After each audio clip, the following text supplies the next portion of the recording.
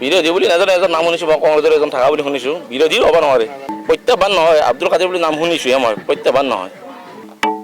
মোৰ বিৰোধীৰ প্ৰাৰ্থীয়ে হ'ব পাৰে মোক চিনি নাপায়, কিন্তু মই তেওঁক চিনি পাওঁ। বিৰোধীৰ কেণ্ডিডেটজনে মোক চিনি নাপালেও মোৰ ক'বলগীয়া নাই, মোক ৰাইজে চিনি পালেই হ'ল। তেখেতৰ ৰাস্তা নোহোৱা হৈছে।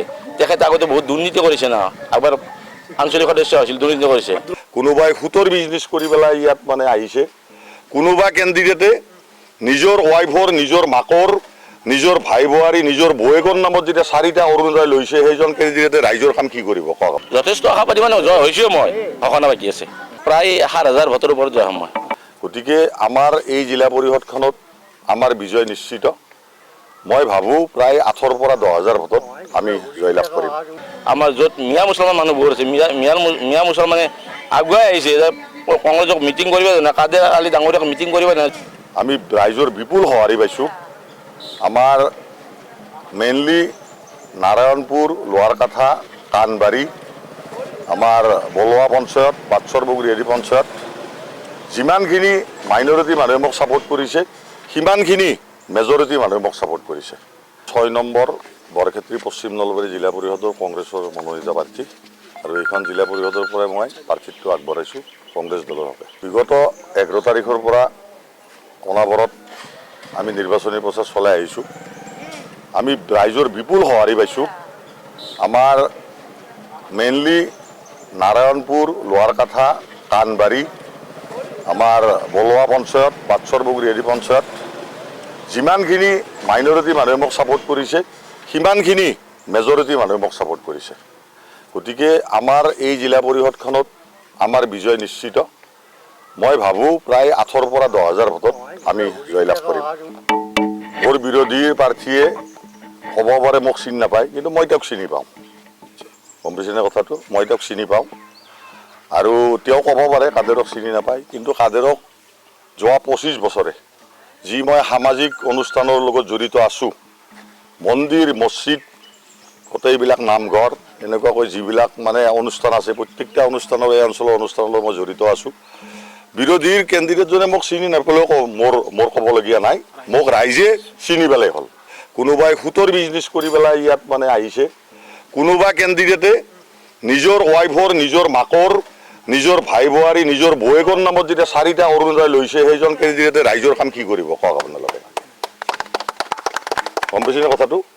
4জন নিজৰ মাকৰ নামত, নিজৰ ৱাইফৰ নামত, নিজৰ বৌয়েকৰ নামত, নিজৰ ভাই ভনীয়েকৰ নামত যেতিয়া 4টা তাৰমানে অৰুণোদয় ল'ব, ৰাইজক কি দিব? আৰু এজন কেণ্ডিডেটে 80 লাখ টকা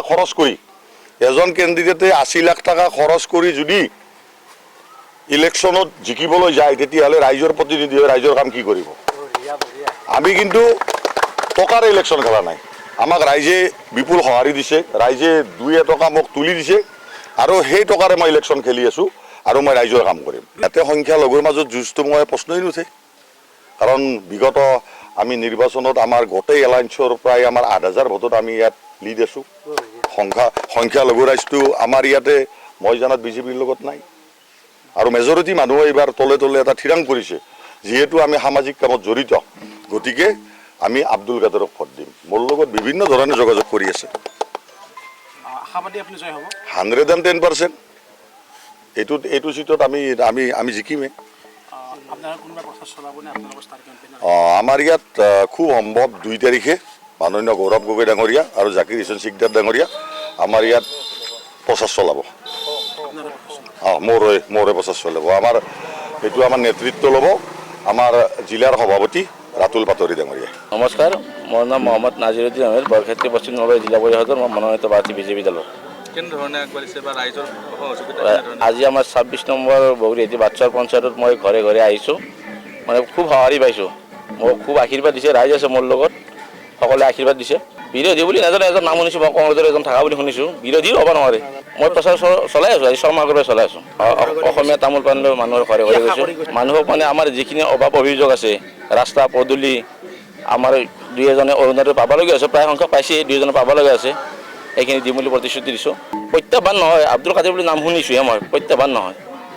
কাৰণ যিহেতু আমাৰ উন্নয়নৰ চৰকাৰ, বিজেপি চৰকাৰ, কিহত প্ৰত্যাহ্বান হ'ব কংগ্ৰেছৰ দল বুলি আজিকালি হেৰিয়ে নাই দেখোঁ আমাৰ অঞ্চলবিলাক মানে আমাৰ এতিয়া তিনিটা সমষ্টি লগ লাগি আমাৰ বৰক্ষেত্ৰী পশ্চিম নলবাৰী জিলা পৰিষদ হৈছে অৰ্থাৎ 40 নম্বৰ টিহু বিধানসভা সমষ্টি আমাৰ নলবাৰী সমষ্টিৰ পৰা আহিছে কিছু বৰক্ষেত্ৰী বিধানসভা সমষ্টিৰ পৰা আহিছে আৰু আমাৰ অৰিজিনেল ধৰ্মপুৰৰ পৰা সোমাইছে গতিকে আমাৰ যিটো বৰক্ষেত্ৰী বিধানসভা সমষ্টি আছিল তাৰ আমাৰ কংগ্ৰেছৰ ভোট বেংক আছিল আগতে এতিয়া মানুহে বুজি পাইছে যে কংগ্ৰেছক যে ভোট দিলে যে আপোনাৰ প্ৰলোভন দি থাকে তেখেতসকলে সেই কথাটো গম পাইছে গতিকে আমাৰ বৰক্ষেত্ৰী ৰাইজে আমাৰ য'ত মিয়া মুছলমান মানুহ বহুত আছে মিয়া মুছলমানে আগুৱাই আহিছে যে কংগ্ৰেছক মিটিং কৰিব জানে কাদেৰ আলী ডাঙৰীয়াক মিটিং কৰিব জানে য'ত নেকি তেখেতসকলে বৰজাপ কানবাৰী বৰজাপ পঞ্চায়তত বহুত আশা কৰি সোমাম বুলি ভাবিছিল কিন্তু তেওঁলোকে তাত সোমাবই পৰা নাই ৰাইজে জাগা দিয়া নাই মিটিং কৰিবলৈ গতিকে তেওঁ উপায় নাপাই কিনে আহি পিনে আমাৰ বাটচৰ বগুৰি এটি কিছুমান ঠাইত কৈছে আপোনালোকে মিয়া কেন্দ্ৰীয়তক ভোট দিব নেকি এজন মিয়া কেন্দ্ৰীয় দিছে তেখেতে এনেকুৱা বদনাম কৰিছে কাৰণ তেখেতৰ ৰাস্তা নোহোৱা হৈছে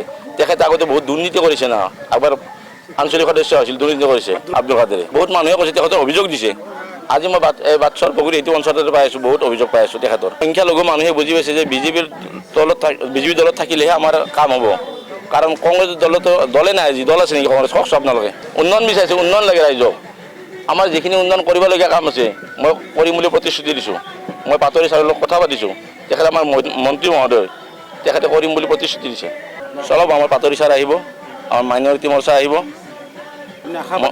মণ্ডল সমিতি আহিব যথেষ্ট আশাবাদী মানে জয় হৈছোঁ মই সঘনা বাকী আছে প্ৰায় 7,000 ভোটৰ ওপৰত জয় হ'ম মই ঘৰত আনন্দ আৰু সম্পৰ্কৰ চমক বজাই ৰাখিবলৈ জৰুৰী হৈছে সকলো আনন্দময় মুহূৰ্তত মৰমৰ উপহাৰ দিয়াটো সেইবাবে মধুশ্ৰী জুৱেলাৰ্ছে আনিছে সকলো ৰঙীন ক্ষণৰ বাবে বিশেষ গহনা হীৰাৰে হওক সোণৰে হওক বা ৰূপৰে হওক শ্ৰেষ্ঠ ডিজাইনছ আৰু হলমাৰ্কযুক্ত গহনাই ৰাখে সম্পৰ্কক নিখুঁত তেনেহ'লে আজিয়ে আনক আনন্দ মধুশ্ৰী জুৱেলাৰ্ছৰ সৈতে যোগাযোগ কৰক 7002800341 নাইবা ভিজিট কৰক LNB ৰোড নলবাৰী অসম